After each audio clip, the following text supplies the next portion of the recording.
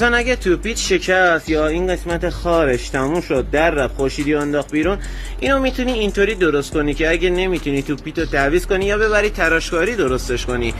این قسمت هم که حالا میشکنه آخر ویدیو یه تقویتی یادت میدم که ببندی این قسمت بوشای توپیت که تموم میشه نزنه اینجا رو بشکنه.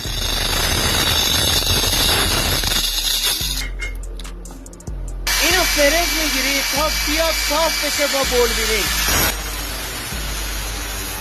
بعد از این که بارشکاریمون تموم شد میای بوشا رو که من زدم بوشا رو میزنی. این توپی که هیچی شکسته ولی توپی خودت سالم بود یه اون واسط کار میکنه، 10 سال جواب میده این کار. ببین شاتان بولبیرینگ شاتان میلنگ هوندا 125 150 فرقی نمیکنه.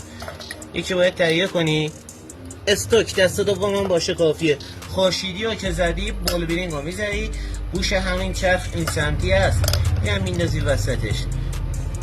تراش دادن هم نیاز نداره. این خیلی دوستان این یکی خیلی مهمه، مهره زیر کرپی میخوره.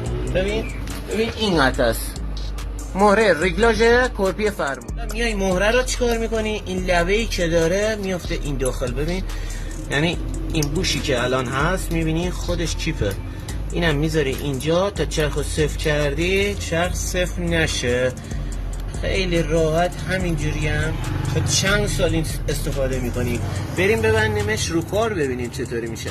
خب دوستان قبل از اینکه ببندیم بهتونم گفتم اگه این قسمت هم شکست یا اصلا خواستین قبل پیشگیری بکنین تقویت بشه، 2 تا بست فلزی این قسمت ببند. اگه یه بزرگتر بود یه دونه. چرخ هم که خوب صفر کردیم ببین این کار روون یعنی بولبیرینگ. این مهره تنظیم زیر کرپی فرمون حتما باید رو کار بذاری، یعنی جلوی بولبیرینگ. علتش اینه که بعد اینکه مهره چرخو صفر کردی خود چرخ هم صفر نچرخه، علتش همینه. ببین بولبیرینگ کاملا آزاد. با این ترفندی که آموزش دادم بهتون تا 10 سالم از توپیت استفاده میکنی، از اولش هم بهتر واسط کار میکنه. دوستان بوشای خود توپی هم کار خودش انجام میده، هیچ فشاری به گیربکس و موتور نمیاد. علت بولبیرینگ همینه که فقط نمیذاره جای خاره توپیت شکست خورشیدی بزنه بیرون. با این آموزش خیلی کارتو بدون هزینه در میاری.